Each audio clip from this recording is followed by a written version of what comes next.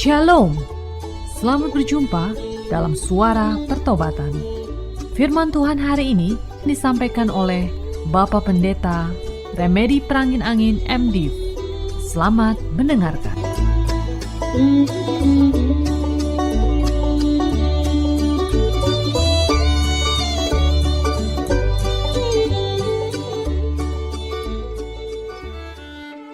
Kami mengucap syukur Tuhan Yesus dipersatukan kembali dalam persekutuan Suara Pertobatan. Kehadiran-Mu dalam ruangan di mana kami berada, dalam Roh-Mu yang kudus, membuat si iblis tidak berdaya sama sekali mengganggu konsentrasi kami, dan kami semuanya bisa menikmati firman-Mu, mendapatkan berkat daripadanya. Banyak di antara kami yang melayani mengalami masa-masa yang sulit, banyak tekanan. Sebagian kami yang melayani mendapatkan berkat yang cukup untuk kehidupan kami. Tetapi banyak pula di antara kami yang selalu merasa kekurangan untuk memenuhi kebutuhan rumah tangga kami. Dalam kehidupan bergereja atau berjemaat, kami sering juga mengalami ketidaksehatian di antara sesama kami yang melayani. Berbagai rupa pengajaran dan pandangan teologi yang berbeda antara satu denominasi dengan dominasi lainnya kadang-kadang membuat kami juga bingung. Tuhan Yesus, beri kami pencerahan pada hari ini, bagaimana sikap kami, apa yang harus kami lakukan dalam perjalanan mengiring Tuhan. Berbicaralah, kami sudah siap mendengarkan. Terpujilah nama-Mu dari kekal sampai kekal. Haleluya, haleluya, amin.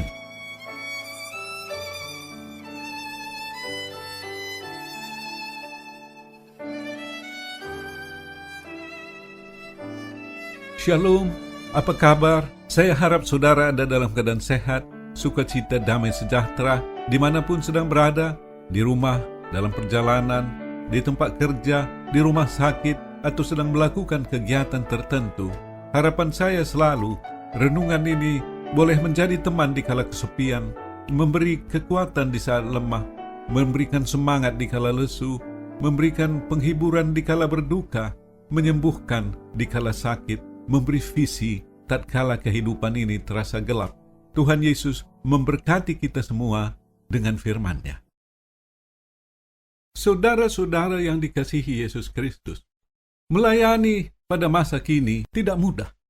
Melayani, saya katakan, saya maksudkan bukan hanya pendeta, penetua diaken, pengerja, pelayan gereja, tetapi semua jemaat Tuhan yang aktif melayani walau tidak menyandang jabatan tertentu dari gereja.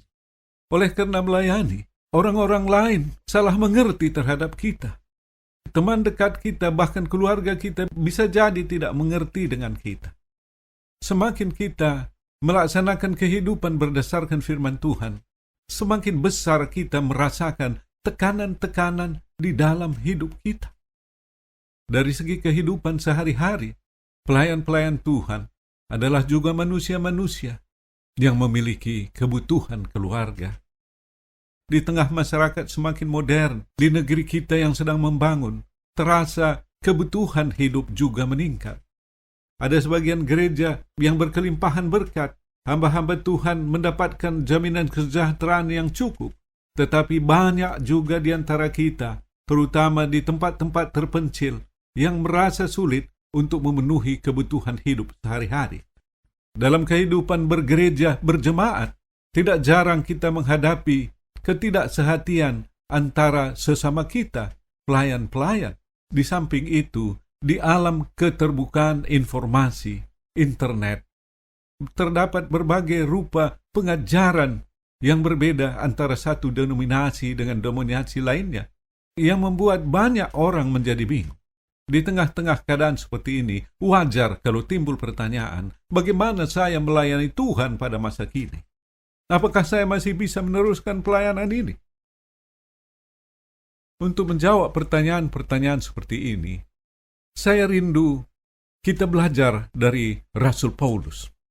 Firman Tuhan yang menjadi referensi kita diambil dari Kisah Para Rasul pasal 20 ayat 17 sampai dengan 38. Kisah Para Rasul pasal 20 ayat 17 sampai dengan 38. perpisahan antara Paulus dengan para penetua di Efesus. Kisah ini terjadi pada perjalanan penginjilan ketiga. Ia akan kembali ke Yerusalem, dan untuk mempercepat perjalanannya, ia tidak berkunjung ke Efesus yang sudah dilayaninya selama 3 tahun, tetapi ia mengundang para penetua untuk datang ke Miletus.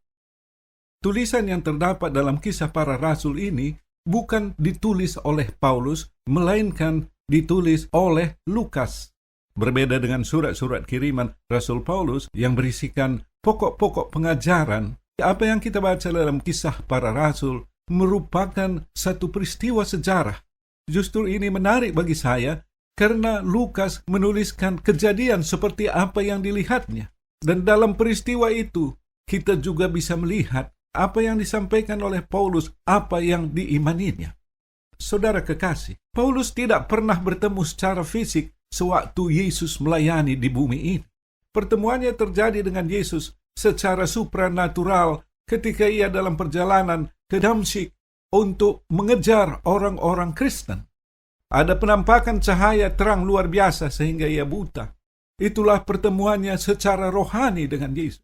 Tetapi kita kagum karena apa yang disampaikan, apa yang dikatakan oleh Paulus tidak bertentangan dengan pengajaran-pengajaran Yesus yang terdapat dalam kitab-kitab Injil. Matius, Markus, Lukas, Yohanes. Perlu kita ingat, kitab-kitab Injil itu belum ditulis pada waktu Paulus mulai melayani dan mengirimkan surat-suratnya ke berbagai jemaat. Surat-surat kiriman Rasul Paulus lebih dulu muncul daripada kitab-kitab Injil. Berarti Paulus tidak mendapatkan referensi dari kitab-kitab Injil. Itu sebabnya tidak banyak peristiwa-peristiwa yang ditulis dalam Injil yang diceritakan oleh Paulus karena memang ia tidak membaca dan tidak melihat. Bagaimana Paulus bisa memahami pengajaran Yesus, sedangkan ia adalah seorang ahli Alkitab, seorang teolog, ahli dalam perjanjian lama. Dan kita tahu pada waktu itu, orang-orang Farisi dan ahli-ahli Taurat secara umum tidak mempercayai ajaran Yesus. Baik, saya tidak membaca keseluruhan ayat dari perikop yang kita renungkan hari ini. Saya hanya membaca bagian yang berhubungan dengan pokok renungan.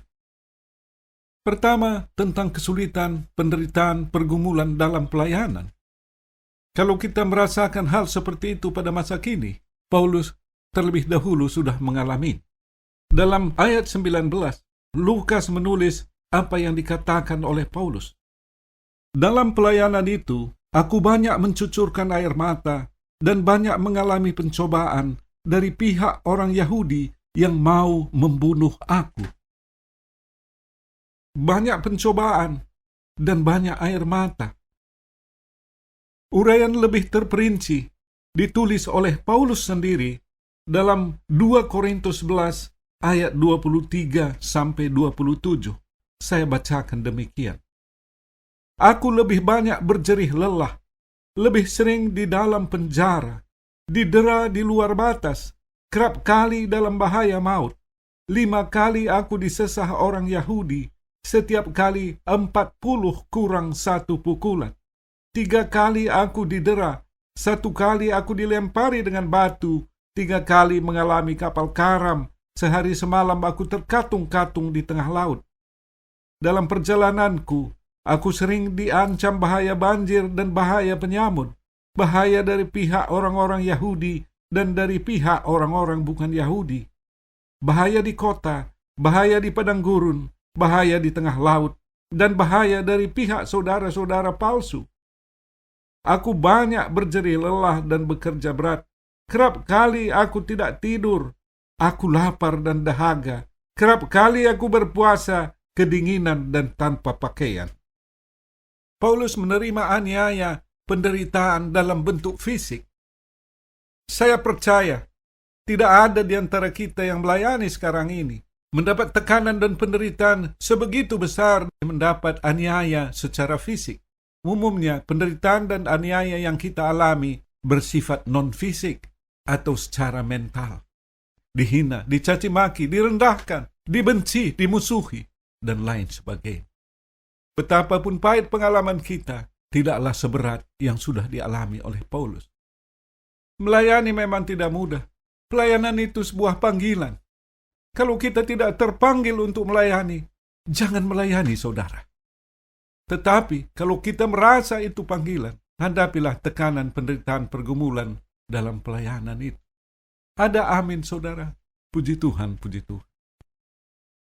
Pokok kedua yang ingin saya renungkan adalah tentang kesejahteraan para pelayan. Ayat 33 sampai 35. Perkataan Paulus yang dicatat oleh Lukas demikian. Perak atau emas atau pakaian tidak pernah aku ingini dari siapapun juga. Kamu sendiri tahu bahwa dengan tanganku sendiri aku telah bekerja untuk memenuhi keperluanku dan keperluan kawan-kawan seperjalananku. Dalam segala sesuatu telah kuberikan contoh kepada kamu bahwa dengan bekerja demikian kita harus membantu orang-orang yang lemah dan harus mengingat perkataan Tuhan Yesus, sebab Ia sendiri telah mengatakan, adalah lebih berbahagia memberi daripada menerima. Luar biasa pengabdian Paulus bagi pelayanan. Dalam pelayanan 3 tahun di Efesus, Paulus tidak membebani jemaat. Paulus tahu jemaat yang dilayaninya adalah jemaat yang sedang membangun, yang berjuang untuk memenuhi kebutuhan hidupnya sehari-hari. Apa yang dilakukan oleh Paulus, ia pun ikut bekerja sebagai pembuat tenda. Lewat pekerjaan itu, ia mencukupkan kebutuhannya sendiri dan teman-temannya seperjalanan.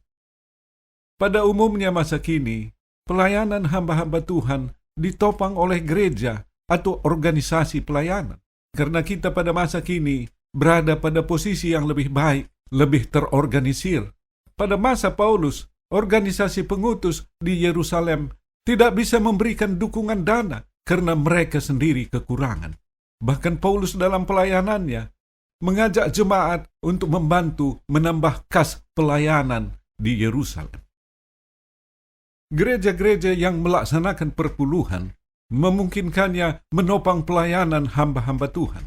Masalahnya, di gereja-gereja kecil, di desa-desa dan tempat-tempat terpencil, perpuluhan dari jemaat tidak mampu menunjang biaya kehidupan para pelayan.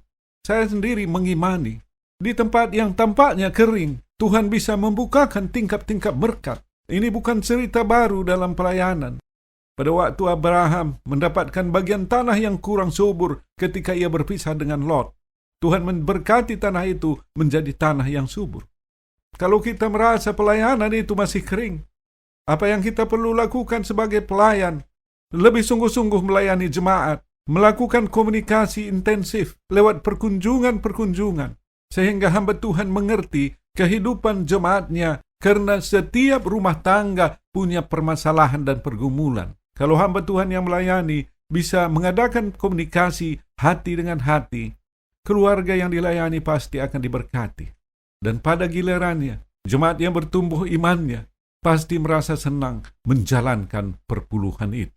Dengan demikian, di mana tempat pun, para pelayan pasti akan mendapat berkat yang cukup dari Tuhan. Tetapi sekali lagi kita perlu belajar dari Paulus agar pelayanan kita itu tidak menjadi komersial. Seperti Paulus, hamba Tuhan tidak boleh mata duitan. Seperti Paulus, pelayanan hamba Tuhan tidak boleh tergantung dari uang. Ada amin saudara, puji Tuhan, puji Tuhan. Selanjutnya saya ingin merenungkan lingkup pelayanan Paulus seperti yang dikatakannya sendiri. Pertama, dalam ayat 21, Kisah Para Rasul pasal 20 ayat 21. Ia mengatakan, Aku senantiasa bersaksi kepada orang-orang Yahudi dan orang-orang Yunani, supaya mereka bertobat kepada Allah dan percaya kepada Tuhan kita, Yesus Kristus. Pelayanan penginjilan itu adalah mengumandangkan seruan pertobatan, bertobat di dalam Yesus Kristus. Inilah pesan Injil yang tidak berubah dulu, sekarang, sampai selamanya. Dalam Markus 1 ayat 15, Yesus berkata, Waktunya telah genap, kerajaan Allah sudah dekat.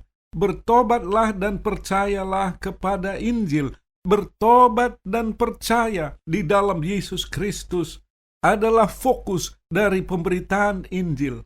Sekarang ini banyak kita mendengar khotbah-khotbah yang menarik, khotbah-khotbah yang memukau, yang barangkali membangkitkan semangat, tetapi semakin jarang kita mendengarkan seruan-seruan pertobatan.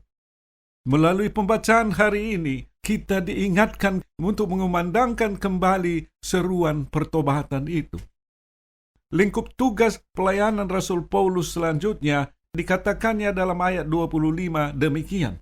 Dan sekarang aku tahu bahwa kamu tidak akan melihat mukaku lagi, kamu sekalian yang telah kukunjungi untuk memberitakan kerajaan Allah. Memberitakan kerajaan Allah, saudara. Itulah tadi yang dikatakan dalam Markus 1 ayat 15. Waktunya telah genap, kerajaan Allah sudah dekat. Pemberitaan Injil adalah juga pemberitaan tentang kerajaan Allah. Kerajaan Allah itu sudah diproklamasikan oleh Yesus Kristus di bumi ini. Penyempurnaannya akan terjadi pada waktu kedatangannya yang kedua kali. Siapakah yang menjadi raja di dalam kerajaan itu? Yesus Kristus sendiri. Siapakah rakyatnya? Kita semua orang percaya yang sudah didiami oleh Roh Kudus. Kita tidak disebut sebagai rakyat, tetapi sebagai anak-anak Allah, warga kerajaan Allah.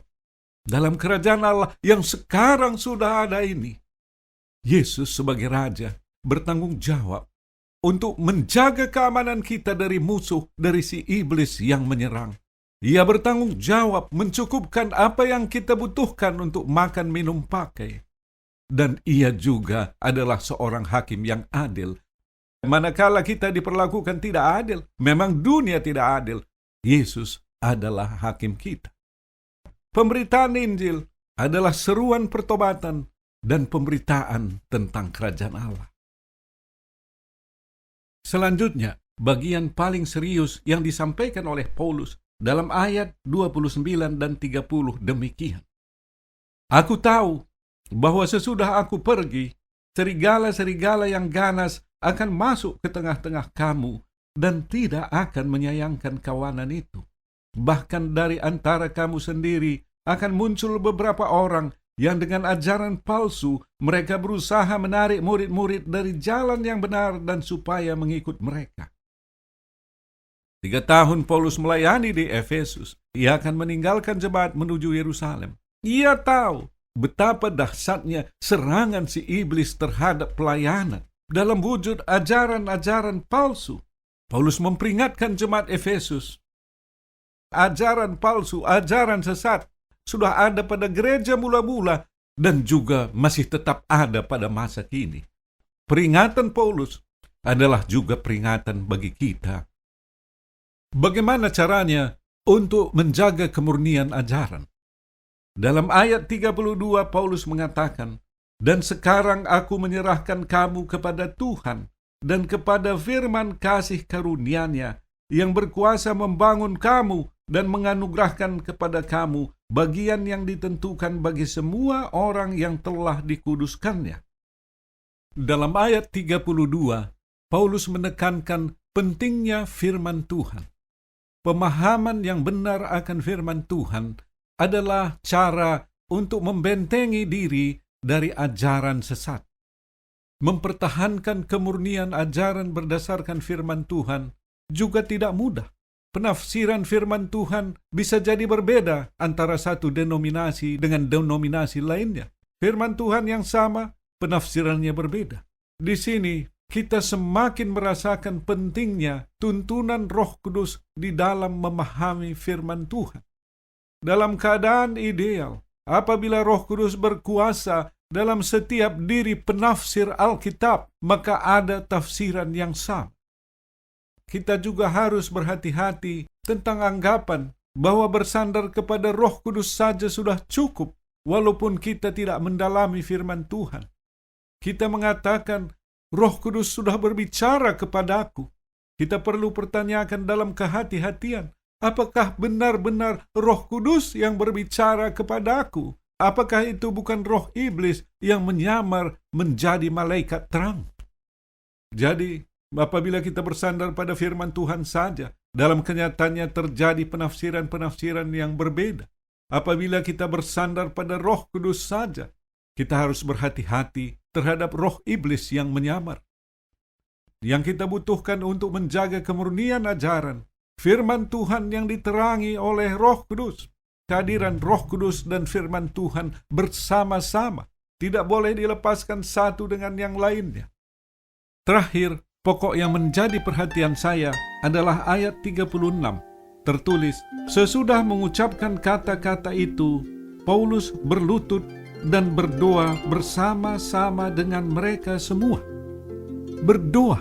Sejak awal dari gereja mula-mula sampai sekarang ini, doa adalah senjata ampuh dalam pelayanan. Tuhan Yesus mengajar murid-murid untuk tekun berdoa. Pagi hari sekali, Yesus sudah berangkat ke tempat yang sepi untuk berdoa.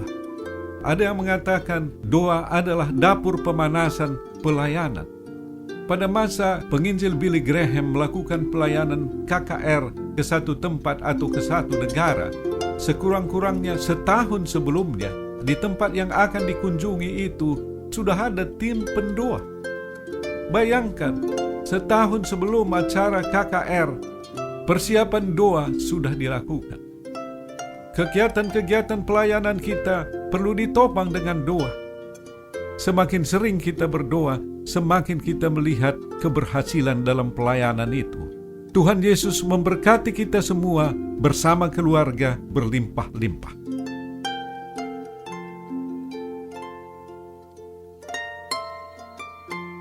Bagi saudara yang merasa dijamah oleh firman Tuhan, oleh Roh Kudus, sehingga menyadari dosa saudara, hidup tersesat selama ini, ikuti saya mengucapkan sebuah doa sederhana. Tuhan Yesus, ampuni hamba yang berdosa ini. Sungguh-sungguh kusadari dosaku. Aku memohon pengampunan-Mu. Aku rindu pimpinan-Mu dalam perjalanan hidupku ke depan ini. Haleluya, haleluya, amin. Bagi saudara yang sedang sakit, saya undang meletakkan tangan di bagian tubuh yang sakit, atau pusatkan hati pada penyakit saudara. Apapun bentuk dan manifestasinya, saya akan berdoa bagi saudara. Seturut dengan firman-Mu, dalam pekabaran Injil, ada kuasa mujizat termasuk penyembuhan. Tuhan Yesus, jamah setiap saudara yang sedang sakit, yang sedang mendengarkan siaran ini. Sembuhkanlah mereka. Haleluya, haleluya, amin. Bagi saudara yang punya akar pahit, luka jiwa, tidak bisa mengampuni seseorang atau beberapa orang karena perbuatan mereka yang sangat melukai hati saudara, saya rindu berdoa bagi saudara. Tuhan Yesus, tolong lawat saudara yang punya akar pahit, luka jiwa. Saudara kami tidak punya kemampuan mencabutnya, tetapi Engkau sanggup. Cabutkanlah akar pahit itu. Haleluya, haleluya, amin. Akhirnya, hamba berdoa untuk seluruh pendengar siaran ini, dimanapun mereka berada. Berkati mereka secara keluarga dan pribadi. Berkati pekerjaan, usaha dan studi mereka. Terpujilah nama-Mu dari kekal sampai kekal. Haleluya, haleluya, amin.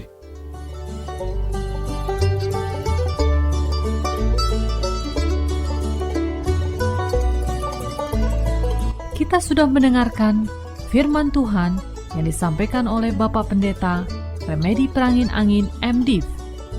Pendengar dapat mengirimkan pokok-pokok doa kepada Suara Pertobatan, alamat email suarapertobatan@gmail.com, suarapertobatan@gmail.com, SMS atau telepon di pesawat 021 7005 8400, 021 7005 8400. Sampai jumpa pekan depan pada hari dan jam yang sama. Tuhan Yesus memberkati.